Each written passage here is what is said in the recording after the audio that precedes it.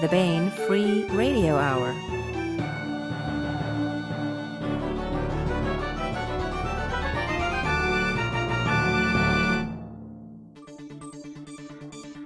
On the podcast, star traders, galactic spheres of influence, art from an icon, and when you stab the sun with a spear, does it leak quinacridrone gold? Plus, part 22 of the complete audiobook serialization of David Weber's Shadow of Freedom. All right now.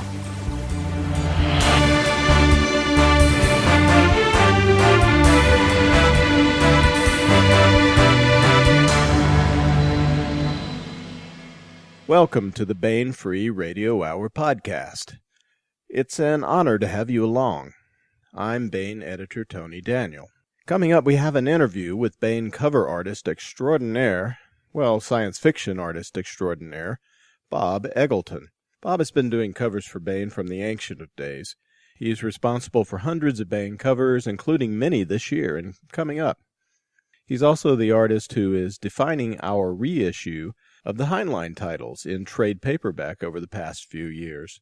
Now, Bob is not one of those artists who is shy about talking about art. We had a fascinating conversation with Bob, in fact, so fascinating and lengthy that we decided to present it in two parts. So part one is coming up of that interview. And, of course, we continue with the complete audiobook serialization of David Weber's Shadow of Freedom. But first, the news. The August e-arcs are out and on the rampage. Now, an e-arc is the unit of measurement used on the Siberian plains for the shoulder height of a Tibetan yak. No. An e-arc is an electronic advanced reader's copy. This is what we used to call galley proofs. So you get them early and you get them with all the typos carefully preserved for that authentic, just off the writer's word processor feel. Kind of like rich Corinthian leather with a few splotches, but 3 months before they hit the bookstores. So we got two new e-arcs up at BaenEbooks.com. First up is the new entry in Sharon Lee and Steve Miller's Liaden universe. This is Trade Secret. This one is about Terran Jethri Gobelin, who is adopted by Clan Corval, the famous interstellar trading clan. So Sharon and Steve are taking us back in time a little bit in the Liaden storyline. Also out now is Reich Espor's Spheres of Influence. This is the sequel to Grand Central Arena. And Reich's concept of this enormous meeting place of all the intelligent species of the universe is really fascinating. And it's an action-packed story as well. Trade Secret and Spheres of Influence are available only at BaenEbooks.com in e-arc form right now. So go ye there and check them out and all the great books. Take a look through the ebook site. There's an amazing variety of science fiction, fantasy, and much, much more there. BaenEbooks.com. And now, here's part one of a two-part interview with Baen cover artist Bob Eggleton. Hank Davis, Baen Senior Editor Emeritus, is with us today, and we are very pleased to welcome artist Bob Eggleton to the podcast. Hi, Bob. Hey, how are you? Hi, Bob. Bob Eggleton is the winner of 9 Hugo Awards, 12 Chesley Awards, the 1999 Skylark Award, and 2 Locus Awards. He has done lots and lots of covers for Baen over many years, including the entire list of James Schmidt's volumes edited by Eric Flint, Darkness and Dawn and Gods and Androids by Andre Norton, lots of other Andre Norton covers, Seas of Venus by David Drake.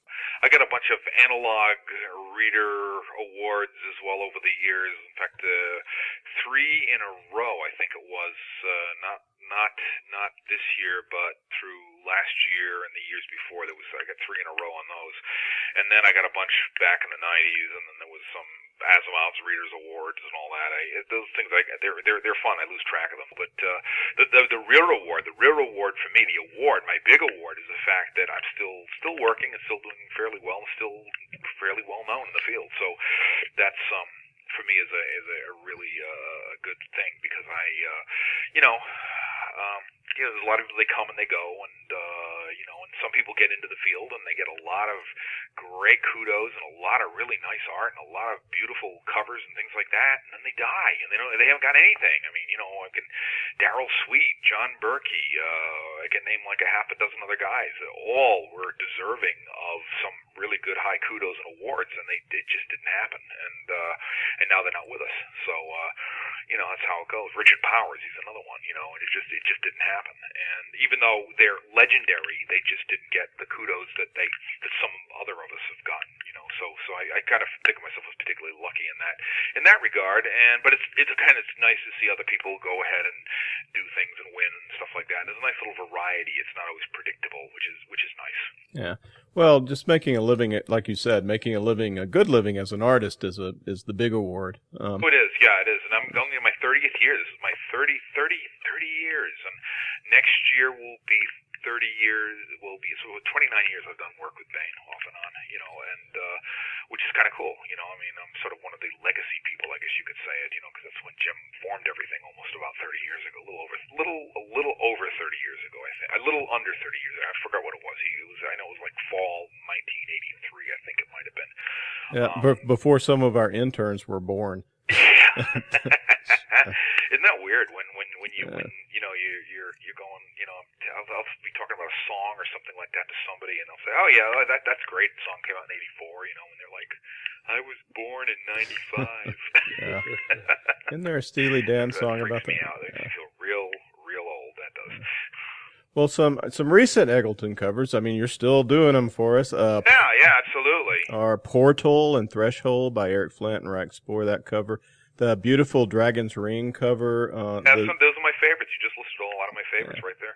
That Dave Freer book. And recently, the ones Hank edited, which is In Space No One Can Hear You Scream, our Halloween anthology, and Cosmic Christmas to You. Yeah, exactly. Coming in November. And yeah, I mean, there's just so many more. You cannot mistake an Eggleton cover. I don't think he did a Cosmic Christmas. Oh, he didn't do Cosmic Christmas? I didn't do this year's one. I did last year's. A Cosmic Christmas one. Kennedy. Okay, Sam Kennedy's done this one. He did Volume 1, A Cosmic Christmas. But there's a word around the pipe, Hank, that you're conceiving or come up with a giant monster anthology. Yeah. That's my territory. Well, we'll get into that. Let me list some of your art books if people want to look you up. Alien Horizons, Greetings from Earth. Which one are you going? Both out of print, but you can get them used. And Primal Darkness. Primal Darkness, yep.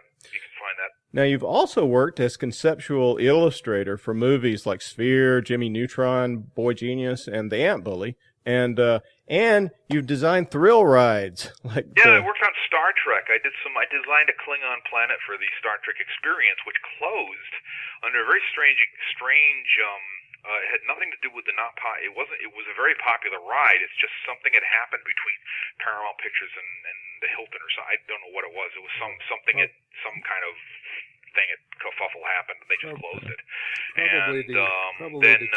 I've done work for some animated movies, Jimmy Neutron, Boy Genius, The Ant Bully, and an unproduced movie called Seahorse, which had a nice start, but as many movies, they just don't get going. But we did a lot of nice artwork for it, and then a small movie in Japan called The Idol, and it was a friend of mine, Norman England, who is a American living over there, and he directed this little like $25,000 movie that he made, and it was just a lot of fun to do. It was kind of a little thing to do, and and it's just been, I do things here and there. I don't do some movies. I mean, if I really was aggressive to go out and do more movie work, I'd be plodding around out in Hollywood trying to get some going. But I don't know. There's so much of it that you do it, and movies are great, and there's some beautiful conceptual artwork done with them. There's reams of stuff, and it's like you'll never see it because it's like the end shot of Raiders of these Hollywood warehouses, like the end shot of Raiders of the Lost Ark. They just put everything away, and it can never be seen,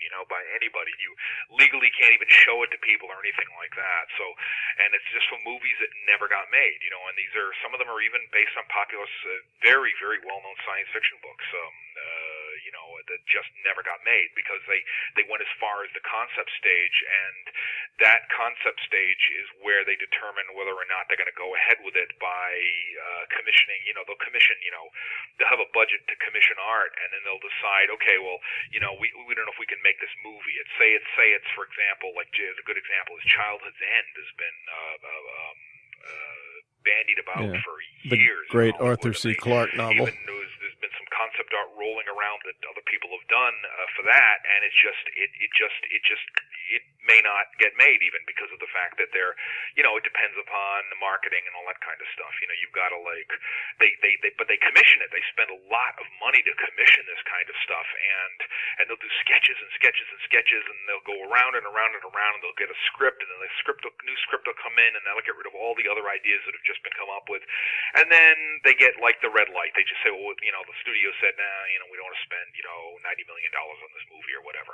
They just don't think it's a good return on it. So, and so it doesn't go anywhere. So there's lots of nice artwork. It just never gets used. And that's the only thing with doing concept art that's sort of the downside of it is you get paid, you do nice art, but unfortunately it doesn't see the light of day. When you do a book cover, not only do you do usually nice art, but you also get credited for having done nice art, and everybody sees it. Well, let's talk about book cover art and art in general. So Bob, what does quinacridone gold mean to you? Quinacridone gold is it's a really great color that is it's one of my favorite colors. One of my favorite colors are like ambers and earth colors, and this color is kind of a beautiful transparent. It's not red, but it's not brown, and it's a real rich orangey kind of brown that when you use it with acrylics and you add water to it, it becomes very transparent. When you use it with oils and you add medium to it, it's still very transparent, and it's wonderful because it's very modular, and you can do an underpainting with it. And the underpainting is the key to all successful paintings with me. That's where I establish all the values and how it's going to look, generally speaking. And I'm not afraid to say, if you're looking at it going like, oh, it looks all orange. Well, no, it's not all orange. The orange, the warm color forms the basis that everything's going to go on top of, which means if I put like a blue sky on it, the blue will be opaque paint, and that'll just go over it, but the warmth of the quinacridone gold comes through, and what that will do is that will make it a very, it'll just make it a uniformly warm painting, and you'll get little bits I'll leave little bits of the underpainting showing here and there for rocks and scenery and things like that, and it gives it a sense of depth that is not, it can be difficult to duplicate from nature, but I've learned looking at a lot of old masters' paintings. I'm particularly inspired by the Hudson Valley River School of Artists like Albert Bierstadt and Frederick Church and Thomas Moran and people like that. They did these great paintings of the American West, hundreds of years ago, and in the 1800s, and they were very. The idea was to get people to go out there and to settle in the West. And what they did, a lot of their works were they did a lot of these underpaintings. So the whole thing would be painted in kind of like a brown color, and then they'd add all their colors on top of that. But they'd leave these little areas showing, and there would be the underpainting showing with little hits of light, ticks of light. And that's sort of what I've learned to do. I mean, it's funny. It's not as complicated as it looks, but it's also really complicated to try and explain it to anybody exactly how it works. And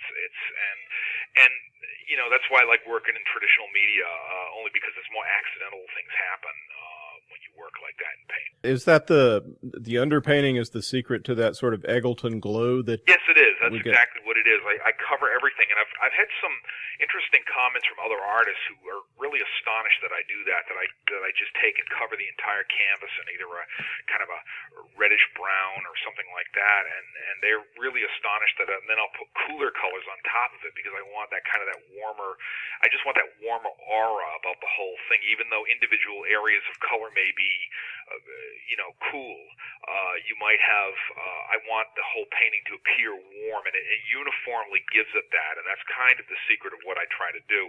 And it'll stay in its underpainting stage for days on end before I move ahead with it, because I need to get a look at it and see where I'm going with it. And I'm not an artist that is very good at planning colors. They just sort of accidentally happen. I'm really, a lot of people say to me, what do you do for color sketches, and what do you do when you're working up ideas? So how do you make your color theories work? Well, I don't have any color theories. I just kind of throw color at it, and hopefully it gets a general idea of where I'm going in my head, and that's for me gets me very, very excited when I start in paint, and there's a little bit of an adventure. It's like, I'm not sure if the sky's gonna work out the way I thought about it, and I might start adding in another color just as a sheer lark, and I'm not even planned on it, and it's suddenly I've got this really great thing happening, and it's this great kind of what we call a happy accident starts happening, and it starts looking really great. And these are the things that surprise you about paint. You get these accidents when you're working, and that sounds really crazy to work like that, but it's the only way I can. That's the only way that I can work. It's my best way of working. Yeah. Do you use a computer at all? Do you use Photoshop or anything like that? You know what? My wife uses Photoshop. We do that to balance art, to balance the colors when we shoot the artwork. I'll do a painting, and then because nobody photographs artwork anymore, you can't get 4x5 transparencies anymore because nobody has film anymore. So we had to do crash course in photography of how to photograph art and get a really good, decent camera to photograph the, a lot of pixels and stuff like that to photograph the art. And my wife will put it over into her computer, and she will do the Photoshop on it to get the balances right to make it most like what the original painting was done like. And then she'll zap out with Photoshop. She will zap out little high points and little areas of that are just they look great on the painting, but they didn't photograph well, or something like a little streak of paint or something like that. That looks fine as a painting, but it didn't quite. It looks like when you photograph it, it looks like you did a mistake or something. And so we cover all that kind of stuff up, and that's about the extent of it. I know a lot of people that swear they go by computers a little bit too much sometimes, because what ends up happening is your life becomes so stuck in with technology that you have to keep upgrading before you're going to get outdated, and you can keep buying into this whole thing. And the problem with that is that in the end of the day, you don't have a real you don't have a solid, tangible painting that you can put on sale and somebody will buy for lots of money, as somebody did the Portal painting I did for Eric Flinton and Rick Spore's book. I was able to sell that, and the reason I was because it was an oil painting, and the digital painting, it looks beautiful. Yes, I'm sure there are some marvelous artists who do digital work. The only difference is that when they print them out, they're effectively selling prints of things, and it's all photons of light that they're working with, and not paint. And I don't know. I'm learning so much about paint that I've never really had the chance to sit down and work with digital that much. Every time I think I'm going to go sit down and learn about it or whatever, somebody comes along and says to me, "Hey Bob, I want a painting of this," and they'll pay me a lot of money for a private commission or something like that, and they want an oil painting, so that's what I've got to do them. So my life gets kind of absorbed doing an oil painting instead of me sitting down and going, well, how am I going to learn this digital stuff? You know, I mean, it just keeps on perpetuating itself, which is it's a good thing, But I sometimes I do feel a little bit left out. I must confess, when I see a lot of these people going at it with the digital work and everything. And again, there's nothing against it. It's just that I've seen some stunning work. It's just that I get a little bit nervous when something's on. It requires power to keep it going, you see. And if the power goes out and you didn't hit save, oh boy, you're in trouble. Or if the power goes out and the painting is due, you need at least by daylight, and I've even done it by candlelight. I painted in oils and acrylics that way, and so at least it's ready when it needs to be ready. Whereas I know some people that got stuck in one of the hurricanes we had, and they were out of power for days, and he really needed to get going on something, and it was not a good situation. Well, that's the worry. Yeah. Well, let's talk about your back. You live in New England. I live up in Rhode Island. Yeah. So you knew you wanted to be an artist pretty early. Can you tell us a bit about your development, whether your parents were behind you or not? And is it true that your dad invented the Teflon coatings on nonstick skillets? On the last one, absolutely yes. My dad was an engineer in the 60s, and he was very, very kind of self-taught, and he was the guy that got me into watching space missions like the Gemini and Apollo missions, and then he got me into watching Star Trek, and he sort of like said, this is really good stuff, and it's got a great morality lesson in it, so you should watch, and I did, and that's how I got into it. And of course, like, they at the same time they brought me comic books and various monster magazines and things of that nature, and then we and then later in about 1970, I think it was, there was a re-release of the movie 2001: A Space Odyssey, and they took me to see it, and it changed my life forever. And I was 10 years old at the time. And one of the things that is fun about that is that they did support it, and they really got behind it. I mean, my dad taught me how to draw. My mother got me to art lessons. She got me to various art classes. And they didn't have very much back then. This is like the early 70s. They didn't have very much, but she did her best to find what she could, and got me into various creative endeavors. It was after classes and things like that. So they did encourage it, and eventually, as things got in and I got out of high school, they're like, well, you're going to make your living doing this, and I'm like, well, that's what I'm going to try and do. And it turned out that it was a little bit hard to. It was sort of hard to get them to. They were a little bit, as any parents would be, they were a little bit suspect and a little bit cautious, and then the ball started rolling, and then they grew more optimistic as that went along. So you could say, I had a lot of support from it, and support from them, and they were very good at that kind of thing. So and then didn't seem to be doing any harm, so they were happy with that. Yeah. So Jim Baen, let's talk about him, the founder of Baen Books. You kind of developed as a major artist along with Baen Books. Can you tell us about your relationship? Yeah, sure. I met Jim way back in, it had to be 82 or 83. It may have been 83. And this is when there used to be these science fiction conventions. And in the 80s, a lot of the literary science fiction conventions, they really blossomed. They got big, and one of them up here was called BosCon, and it's a very old convention. It's still running. It's just that back in the 80s, they wound up calling it the Winter World Con because it was just getting more and more people every year, because we had this influx of interest in science fiction post Star Wars. Everybody became interested in it, so everybody started coming, and you get publishers, and they throw parties, and they go and they wander around looking at artists' work and things like that. And I kind of ran into Jim and just started chatting with him, and he goes, "Oh, I'm forming a new book company, and would you like to do some stuff for me?" And I was like, "Yeah, sure, no problem." I gave him my card and some samples, and I started doing things for him in I want to say 84 or something like that. It was maybe the late 83, but it was maybe early 84. It was probably the best I can do it, and it was just kind of like he had kind of a very small office that was essentially like the size of a very large walk-in closet on, I think it was West 36th Street down in New York at the time, and that's when he started really developing a lot of people, and it sort of grew from there, and everything sprouted out of that. It was like when and he.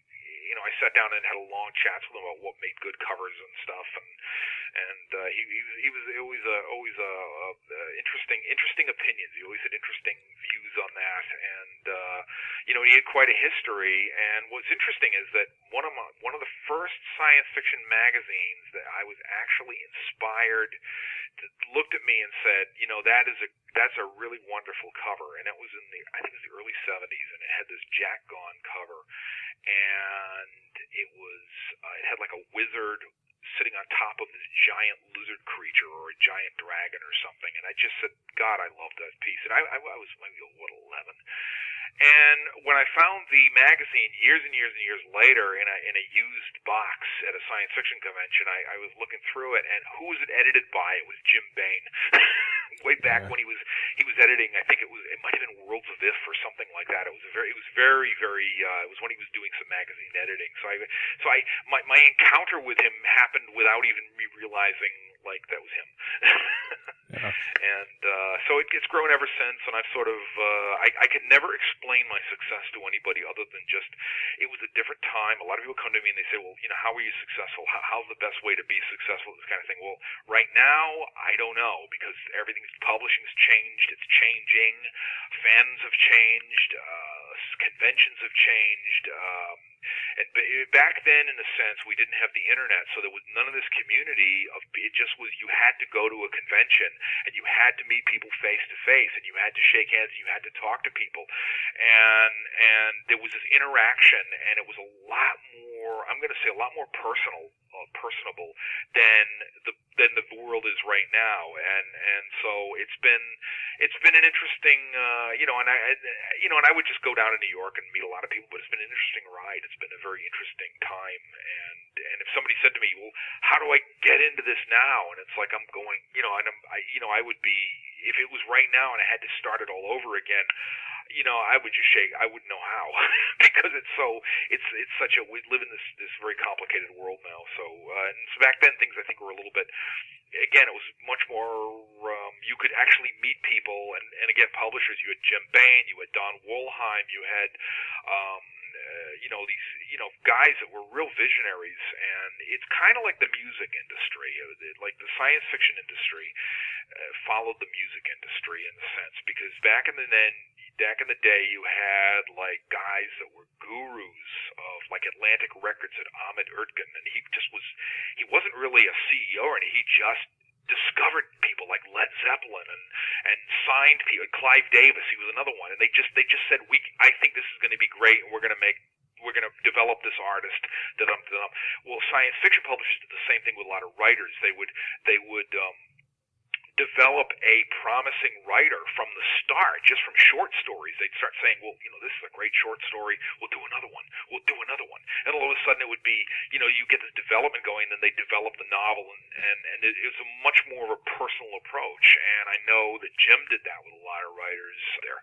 And art was the same thing. It's like Jim saw something in me years and years ago, and sort of I developed it, and I can look back at my old pieces and kind of cringe at them and go, oh, God, I did that, but it's just been development. It's not really anything to feel bad about. It's just I progressed as an artist, and that's what's happened with me, and that I'm still at it and didn't get chased away by the various forces of life. And I know many people that have. They just don't do this anymore, and it's kind of a weird nostalgic feeling. Well, Baen is an old-fashioned house still in many ways, in that we work that way, because exactly, you don't wanna... and that's I've noticed that. I noticed that with a whole line of books.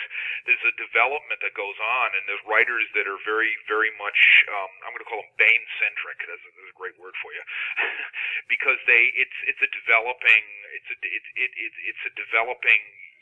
the old-fashioned way of doing it. And I think Jim did a lot of stuff that was very, back in the day, some people thought, oh, that's really, crazy or whatever. But it became these things that paid off in spades later on. You had, theories about, how to develop people, how to publish books, that sort of thing, and what it would result in. And he's very visionary in that regard, and there's a real testament to that. And there's very few people in the science fiction industry, especially, that I can attest you could remember like that. You could say like that they created this, and that's resulting now. Yeah. Well, let's get back to your work. You've done so many varied things, but I guess I would think of an Eggleton cover as maybe a vast science fiction landscape with a small but important human or tech element in it. You do these beautiful romantic landscapes, romantic as in the romantics. And that painterly look to it. I like a lot of I'm a guy that's kind of into man versus nature, that theory of like, in types of writing's the same way. You have man, the type of conflicts that go on, and my thing is man versus, it's always that nature in the universe is such a big thing to us, and this ties into a lot of my philosophy on everything. It's we live in this planet, and the planet Earth seems very large compared to humans that live on it. You look at it from space, and it seems to be extremely large. But then you look at it compared to Jupiter, and we're just a little marble. And then you look at it compared to you look at Jupiter compared to the sun, and the sun dwarfs that, Jupiter. And then you look at the universe, and it's so big and so limitless and endless, seemingly endless, that it's inconceivable amounts of distances. And yet, here we can, to me it's all about scale, and that ties in the whole monster aspect, why I like giant monsters, as well as why I like a movie like 2001: A Space Odyssey, or high concept things of big picture type science fiction, because it's all about scale. It's all about where we stand as, where we are in the scale of things, and to me it's philosophical. It's all about scale, and that's what I love about landscapes, is when you see a landscape, the human is the guest in it, a person, and it could be any landscape. It could be a traditional landscape from John Constable, or it could be one of the great landscape painters, George Inness, people that I just love their work. And the humans, if there are any, the humans are often the guest in the painting, you see. So the painting it's more about the big picture than the landscape. John Martin, he's another one. He's a brilliant English painter from the 1800s who did these epics. They were religious epics, and I'm not necessarily a religious person, but it's like they just these amazing epics, and he made his humans almost guests in the painting, and that's what I like in my stuff, is I like to let you know that there's people in the painting, but there's also this other bigger picture going on around it, and there are people that do marvelous portraits. There are people that do just portrait type cover art, and they're marvelous at it. It's not the direction that I tend to go with my work a lot of times, But I'm just a landscape guy. I mean, whether it's like looking at a planetary landscape, Mars, or some other planet or something like that, or it could just be an English landscape or something like that. It could be right here on Earth, because Earth's the planet too, you see. So it's for me, it's all about the land. It's all about the landscape, and what's in the landscape is what makes me interested. Well, dragons, Bob. Dragons. you one of the things you've done so many dragon, it's got to be an obsession with you. So what's so great about dragons and Godzilla? Well, what's so great about dragons? Okay, dragons are essentially dragons are mythical. Dragons are they're not dinosaurs, but they're not animals. We don't know what they are. We don't know where they came from. They're they come from mythical origins. Are they? Some dragons are very smart. Smaug in The Hobbit, was extremely smart dragon. He could talk. There are several other cases of talking dragons. So somewhere that they've got a brain somewhere that makes them be able to do that. So they're not quite dinosaurs, and they're not quite animals, and we don't know. They're just interesting looking, and that's what the mythical aspect of it. And tying Godzilla into that, Godzilla goes back to the old Japanese folklore, and the seven-headed dragon that they created in their ancient folklore, and that goes back to feudal Japan, and it was it's in some of these great old silk paintings and things like that, and they did, and it's sort of this whole idea that nature is this big thing, and the beasts that come out of it, they're called, the two words they use for them are kaiju, which is a giant beast, and yokai. Yokai is a unknown ghost. It's a Japanese expression for like a being that he may be a demon, he may be a monster. We don't know what he is, but it's kind of a nice little usage of the word ghost they have, and they're like a spirit. They're like basically a spirit, and of course they're all these outlandish creations, and this is all where this whole concept of Godzilla comes from, and all the various monsters that have come from that whole vein of movie making, that they just appear out of nowhere, and we don't know the reason. And the Japanese sensibility is that they're not sure of the reason either. It's just they've got to go deal with it now, and so there's always that mystical element about it, and that's what makes kaiju interesting, because they're mystical and so it's kind of a personification of the unknown universe, the laws that people just can't stop. Yeah, exactly. It's a personification of like an unknown or an embodiment and things that we don't know about the universe. Yeah. Tell us some more about some Bane covers. What have been some of your most memorable ones? Oh boy! Well, recently, Portal. That was a fun one. That's a beautiful cover. This is actually my favorite cover of 2013. The funny part was I saw it on It was in Barnes and Noble, like right out in front, and my wife spotted it. And what was nice about it was it kind of stood out from all these other covers that were all backs of women's shoulders. You know what I mean? They were just sort of like. It was just really strange. This cover trends are really interesting, and I study this, of course. And there's this whole thing of like a lot of use of photography with women's shoulders with their backs and a tattoo on the back of the shoulder and the hair cascading down the back, and that's what's really fun to see. And then I do something like that, and it stands right out from it. It actually looks a little bit old-fashioned, a little bit retro, but you know what? I wanted that effect, and because it's a great story. Nobody writes things like that. I mean, there's just so little. I mean, in fact, on the cover blurb, it compares it to Hal Clement and Arthur C. Clarke, and this is what nobody's writing that these days. There's such a dearth of that right now, and that's the stuff that I grew up with. I mean, it was like I'm sort of I used to be friends with Hal Clement very much before he passed away 10 years ago, and we saw eye to eye on the kind of the alienness of things, and so for me, I enjoyed doing that. I always wanted to do something with the ice moon Europa and Jupiter kind of on the coming up over the side of it, and when I painted the spaceship, there was one site that the cover was featured on, and somebody made the comment on it. Oh, it looks like a lobster claw or something. And it's like, well, that's what he described it kind of looking like, this organic kind of thing, and Rick even gave me these great diagrams of what his alien ship looked like, and I tried to incorporate that into it, and yeah, okay, then that's what it looks like. That's what I painted it like, but it was a lot of fun. It was a nice piece, and it sold, and I can't say where, but it sold to a very prestigious collection, which I'm very happy to be proud of, to be part of, by a very avid fan.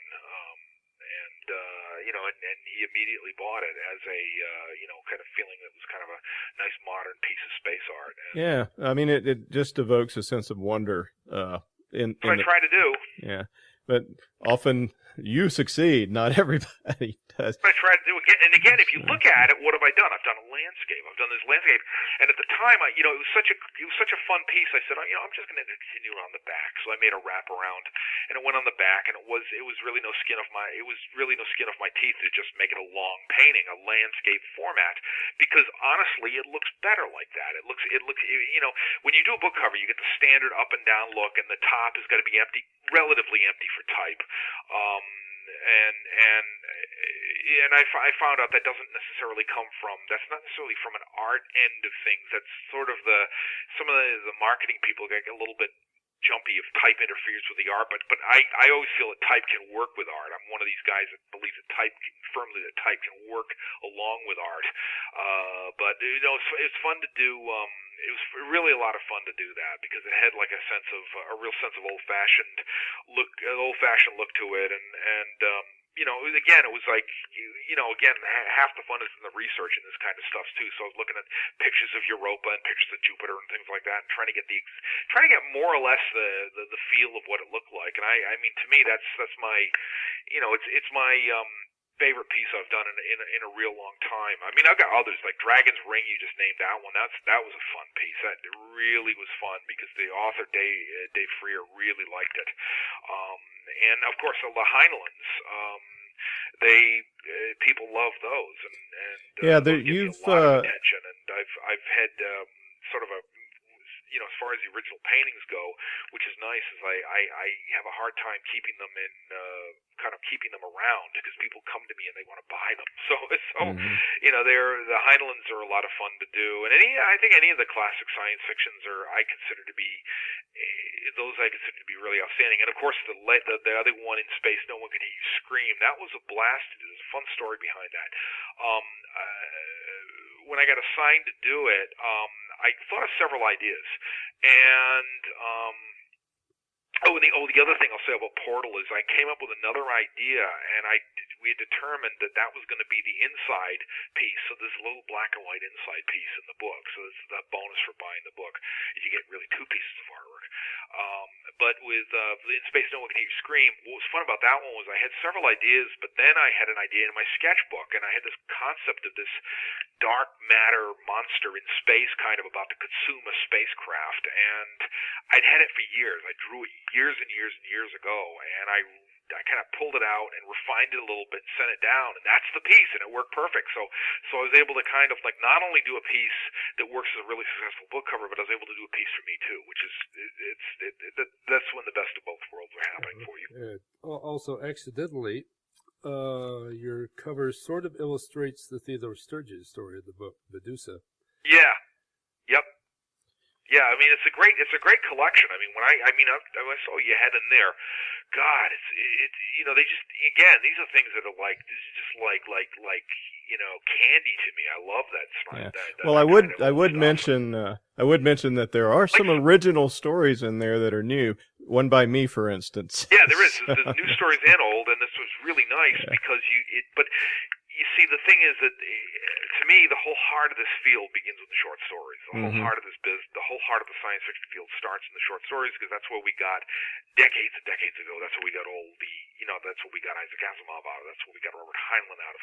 Then they started writing books, and now it's like so few people actually write short stories that it's really nice to read a short story, because and apparently, I know some writers don't write them for economic reasons and whatever, but I think that's what the heart of the whole field is, because that's where the little seeds start germinating to make something really great. So, big things come from small things, and if you write a really good short story, it can bode well for some author who could write something even grander coming up later on. So and the field came out of that. I mean, the field owes its birth to the pulp stories of yesteryear, and I don't let people forget that. I mean, this is something that I've been to many conferences where I've told people this is where revisionist historians get involved, and they start saying, well, it's like, well, not really, like that. And it's like, well, yes, really, that's where it came. That's where it started. Yeah, and it's even to the extent of doing like fantasy artwork in my own self. It really started in the 17 and 1800s. It was they were called romantic painters. They didn't call them fantasy artists. They call them romantic painters. And they did all kinds of symbolist paintings and romantic stuff. And you look at it and you're thinking, that's a unicorn, or that's a flying horse, or it's a dragon. And it's like, it's fantasy art. It's just, that's what we call a fantasy art now. But that's where it all started. And that's where I like to, always I go back to and remember the origin. This has been part one of a two-part interview with Bob Eggleton, multiple award-winning artist and Baen cover artist extraordinaire. Some of Bob's recent covers include Tour of Duty by Michael Z. Williamson, Dragon's Ring by Dave Freer, as well as Dog and Dragon, that book's sequel, Portal by Eric Flint and Reich E. Spoor, Transgalactic by A.E. Van Vogt, and the entire Baen Heinlein trade paperback series, and much, much more. We'll have part 2 of the interview in the next podcast. And now we continue with our complete audiobook serialization of David Weber's Shadow of Freedom. This portion of Shadow of Freedom is provided by Audible.com. Get the complete audiobook at Audible.com now. If you're not a subscriber, you can get the entire audiobook free or choose from more than 100,000 other titles when you try Audible free for 30 days. Okay. Here's what has gone before. After a fierce war, Honor Harrington's star kingdom of Manticore has defeated one long-standing enemy, the Havenites, and reached a truce with another menace, the ancient aristocratic Solarian League. The Solarian League is crumbling, and on the edge of its empire, rebellion is brewing.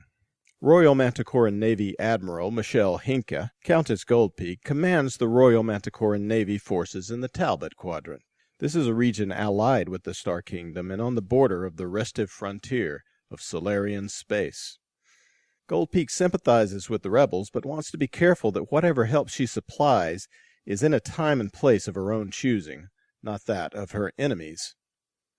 Her first chance to strike a blow against the Sali Office of Frontier Security and the Frontier Fleet is in the Saltash system. With the help of Solarian battle cruisers, the system governor has impounded Manticoran merchant ships in a deliberate act of provocation. Royal Manticoran Navy Commodore Jacob Zavala and his destroyer squadron have arrived in system to release the merchantman from illegal Sali confinement. And after a devastating display of Manticoran martial superiority, Zavala has the upper hand. The system governor has attempted to call Zavala's bluff, but Zavala isn't bluffing. A Manticoran boarding party led by Lieutenant Abigail Hearns is now aboard the orbital station where the merchants are being held, and they've received aid from an unexpected quarter. The station commander can't surrender the captives outright, but he can get his people out of the way and point the boarding party in the right direction. Now all that stands between Hearns and mission success is a battalion of Solarian gendarmes. Here is part 22 of David Weber's Shadow of Freedom. Well, what do you think of Abigail's brainstorm? Naomi Kaplan asked Alvin Tallman, and her XO laughed. There wasn't a lot of humor in that laugh. In fact, Kaplan could hear the echo of her own bared fangs. "I like it, Skipper," Tallman replied over her earbud from his station in Oxcon. "There's a reason she decided to strike for the tactical track." "Agreed." Kaplan nodded, but then her expression turned serious. "On the other hand, I think she's right about us owing McNaughton a little cover." "I agree. Not that I think he's doing it just out of the goodness of his heart, you understand, ma'am. Looks to me like these Saltashans have a few bones of their own to pick with the Salis." "Who doesn't?" Kaplan asked bleakly. "Only people who've never met them," Tallman replied. "Returning to the matter in hand, though, how's O'Reilly doing on providing that cover?" "Well," Kaplan's lips quirked as she glanced across at her comm officer. "I think she's a little pissed the suggestion came from Abigail, but she grabbed it and ran with it anyway. Interesting how those damage control guides tie into the emergency communication nets, isn't it? And how easy it is to invade the system when you're already inside it." Her smile grew much nastier. "Trust me, Wanda's making sure her tracks are going to be easy to find. By the time anyone starts looking, it's going to be obvious we managed to hack their info systems from the outside. More of that preposterous Matty hardware for them to worry about, I suppose, to get our hands on those schematics." Captain Jorn Christofferson, CO Able Company 10347th Independent Battalion, Solarian Gendarmerie, was an unhappy man. As a general rule, he enjoyed his slot as the 10347th Senior Company Commander. True, Saltash was on the backside of nowhere, and it was somewhat lacking in the more sophisticated forms of entertainment he preferred. It was still immensely better off than some of the Verge hellholes he'd been assigned to in the past, however, and as long as a man was careful, there were plenty of opportunities for him to enjoy himself. Better still, Major Pole understood the traditional Verge fringe benefits when it came to R&R, and things had improved noticeably since Duenas had replaced the previous governor and reminded the locals who was really in charge. Christofferson wasn't about to go wandering around in uniform without 3 or 4 other gendarmes to watch his back, of course. No telling what some of the local yokels might do if they caught a gendarme all on his own. But that was par for the course anywhere in the Verge. The present situation, however, was not par for the course, and even as he stepped on his anger, he tried to convince himself that something besides fear gave that anger so much strength. Fucking bastards, he thought resentfully, glowering at the lift shafts and acutely conscious of the long, empty corridor stretching away behind him. Too damned uppity, that's what they are. We need to be smacking them down, showing them why they don't want to try to pull this kind of shit with us. Unfortunately, Vice Admiral Dobroskaya's effort in that direction seemed not to have worked out very well. So now he was the one left holding the shit end of the stick, although why it had to be a commissioned officer out here wasn't quite clear to him. If he'd had the option, he would have delegated it right on down the chain of command, but the order had been too specific to work around and pass it on to someone else. Besides, if these fanatics were really likely to push it, his neck probably wouldn't be any safer elsewhere in the end. Maybe the Major's right, though. I sure hope to hell he is, anyway. And... His thoughts broke off as the lift shaft door opened and an extraordinarily broad lieutenant in an armored skin suit stepped out of it. A flechette gun, which looked almost like a toy in his massive grip, pointed unthreateningly at the deck, but the dark eyes behind his helmet's armor-plast bubble didn't look especially friendly. Another Manticoran followed him, and Christofferson was careful to keep his hand away from the holstered pulsar at his side as another dozen Manties spread out from the lift behind the first two. No one blustered or threatened, but they were all well armed, and they spread out smoothly to establish a perimeter around the lift banks. One of them said something into his helmet microphone, and a moment later the second set of lift doors opened to admit another dozen Manties who fanned out just as quickly and efficiently as they had. In less than 3 minutes, the boarders had set up an all-round defensive position, and no one seemed to have the least interest in Christofferson. They were too busy keeping their eyes and attention on their zones of responsibility, and his heart sank at the evidence of their obviously well-trained competence. "I'm Lieutenant Abigail Hearns," the second Mantie out of the first lift car said over her skin suit's external speaker. "And you are?" Her brisk voice wasn't overtly threatening, but it was that of someone who clearly had better things to waste time on than deference to Solarian self-importance.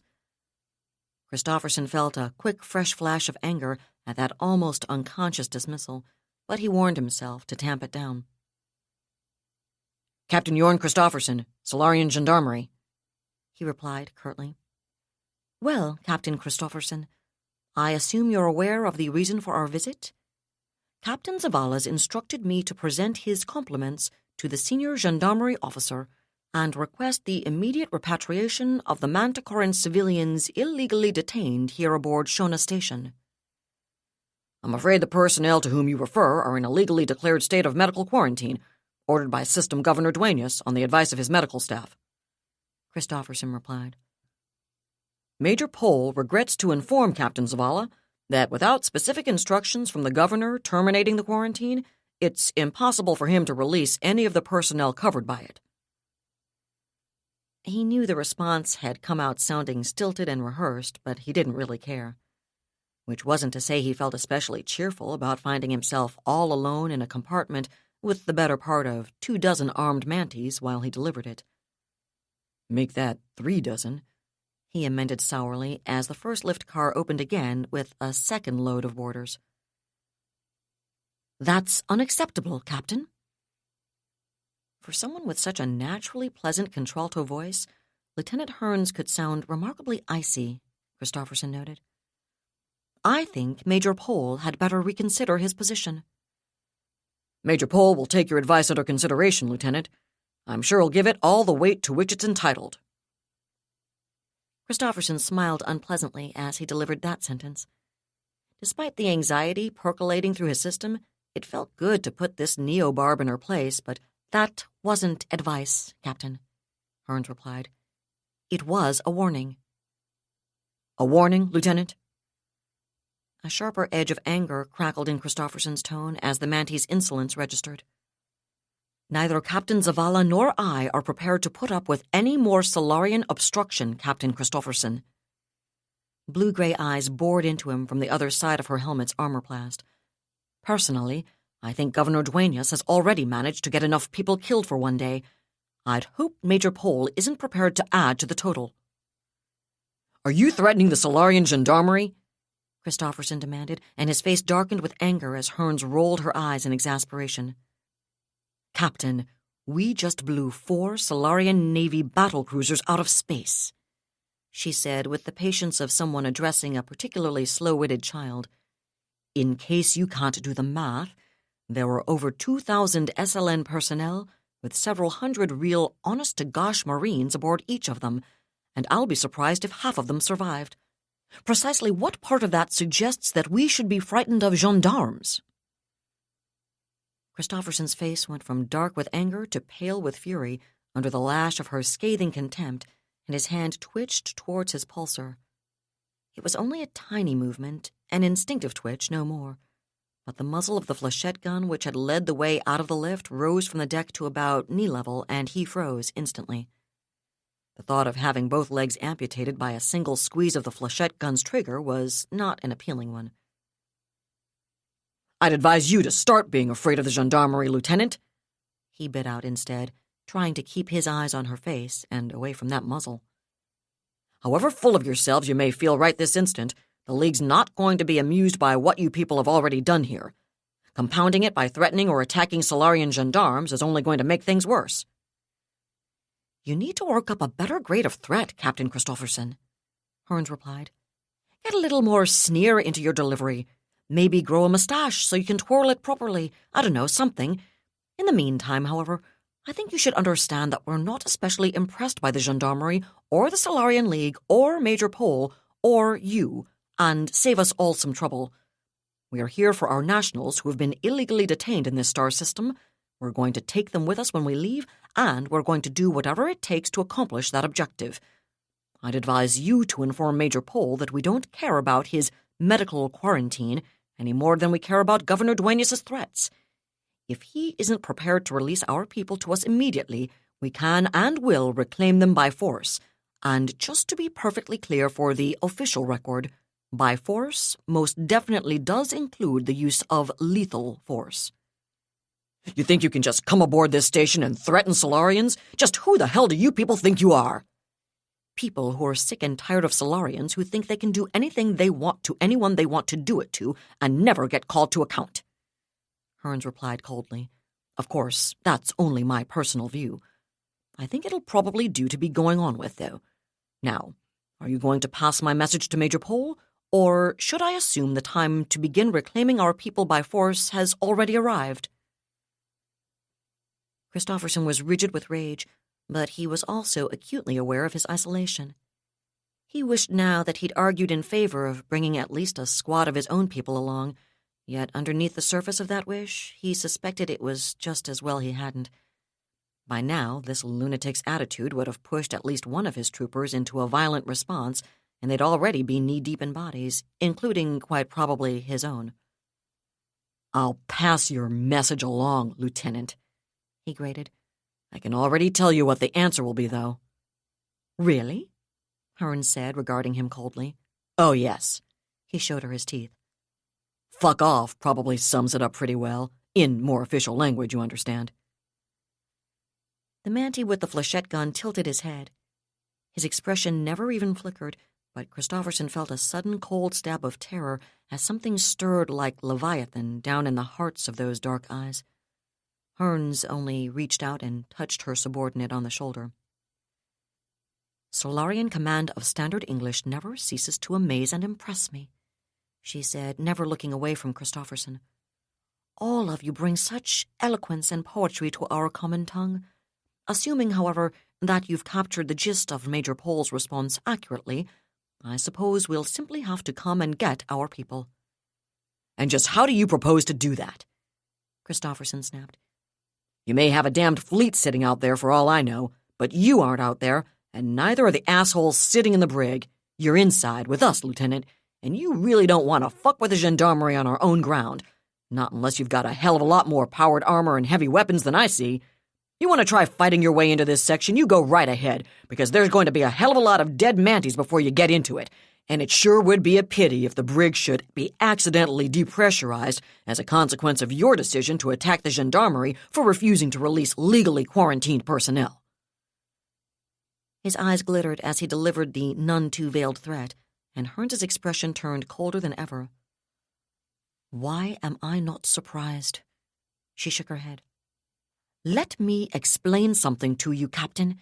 It already occurred to us that you noble and courageous gendarmes might threaten to kill our civilians. I mean, we are talking about the Solarian Gendarmerie, those champions of truth, justice, and the Solarian way. Tester knows you've shown the rest of us poor, benighted neobarbs the high road to civilization often enough. Trust me, we've all been deeply impressed by your intervention battalion's willingness to terrorize anyone who gets in your way, as long as they're not in a position to shoot back." Her cold contempt sent a boil of pure fury sweeping through Christofferson, but she only continued in that same scornful tone. "We, however, are in a position to shoot back, and if any of the civilian spacers in your custody are harmed in any way, we will hold you, meaning, in case you were wondering, you personally, Major Pole, and all of your personnel collectively, responsible for it. And, for your information, the illegal detention of our civilians constitutes kidnapping and unlawful constraint under interstellar law, which can be and will be construed as an act of piracy. And pirates, as you may be aware, are liable to summary execution." Christofferson stared at her in sheer disbelief. "So now you're threatening to try us as pirates?" he demanded. "No, Captain. We're warning you that if any of our people are harmed, we'll execute you as pirates," she said flatly. Despite himself, her level tone sent an icicle through Jorn Christofferson. No one had ever threatened to execute Solarian gendarmes, but as he looked into those cold blue eyes and heard the unflinching certitude in that voice, he felt a terrifying suspicion that she meant it. "Captain, I think you'd better go tell Major Pole what the situation is before you dig this hole any deeper for all of you," Hearns told him with a curled lip. "Inform him that he has 15 minutes to agree to release our personnel. After that time, we'll come get them. And be sure you tell him what will happen if any of our people are hurt along the way. I wouldn't want him to wonder why he's being kicked out an airlock without a skin suit." She turned her back without another word, and the Manty with the flechette gun twitched his head in the direction of the corridor to Victor 7. Christofferson felt himself hovering on the brink of saying something else, or possibly of physically attacking Hearns, as suicidal as that would undoubtedly be. But sanity overpowered fury, and he turned and stalked down the corridor. "Tell me, milady," Mateo Gutierrez said over his private link as the Solarian stormed away. "Do you think there was anything less diplomatic you could have said to him?" "I certainly hope not," Abigail replied. She turned her head, glancing back over her shoulder as Christofferson disappeared down the corridor, then returned her attention to Gutierrez. "I tried not to miss any of his buttons, anyway." "Oh, I'd say you got most of them," Gutierrez said judiciously. "I thought twice he was going to go ahead and go for his gun anyway." "In which case he'd be dead, and the universe would be a better place." Gutierrez twitched as he heard the cold, bitter, genuine loathing in her voice. Hatred was alien to Abigail Hearns, as he knew far better than most, but she was a Grayson. Graysons met the test in their own lives. They did their jobs, and they honored their responsibilities, and 1,000 years surviving on a planet which tried to kill them every single day gave them a sort of implacability which could be frightening to behold. It wasn't like the fanaticism of the faithful on their more hospitable and welcoming planet of exile, but it was something a San Martino like Gutierrez, or perhaps a Griffin Highlander, could understand. Whether even they could have matched it was another question, of course, but Mateo Gutierrez had realized long ago why the mountain clansman in his own genes had responded so powerfully to the Grayson granite inside Abigail Hearns and her people. "Well," he went on in that same judicious tone, letting none of that moment of awareness show in voice or expression. "I'd say that if the object was to piss them off, you've probably succeeded." "Good," Abigail said coldly, but then she gave herself a little shake and smiled at him. "Good," she repeated more naturally. Because that means they'll be looking our way, doesn't it? And that being the case, perhaps you'd be good enough to organize the troops, Lieutenant Gutierrez? Of course, milady. That was David Weber's Shadow of Freedom, Part 22, read by Allison Johnson.